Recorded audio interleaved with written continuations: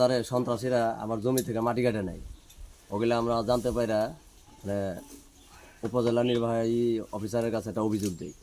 ওই অভিযোগ দেওয়াতে সন্ত্রাসীরা মানে রাগ বা ক্ষোভে আমাদের বাড়ি এসে আক্রমণ করে। বাড়ি আক্রমণ করে মহিলাদের মারপিট করে। মহিলাদের মারপিট করে বাসা থেকে 6টা গরু নিয়ে যায়। 6টা গরু নেওয়ার পর আমি এই থানায় যা একটা অভিযোগ করি এই ওসির কাছে। ওসি সেই দায়িত্ব দেয় হলো কাউলিপাড়া আইসির কাছে।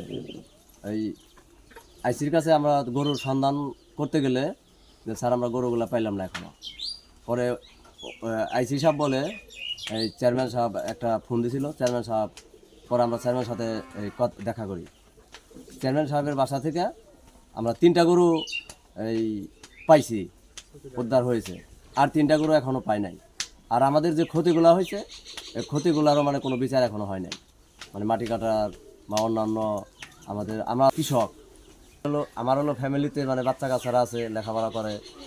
মানে আমিও মানে হাটে বাজারে যাই, মানে আমাদেরকে হুমকি দামকি দিয়ে মানে মারার দেখানো হয়েছিল। এটার কোনো নিশ্চয়তা মানে এখনও পাই নাই।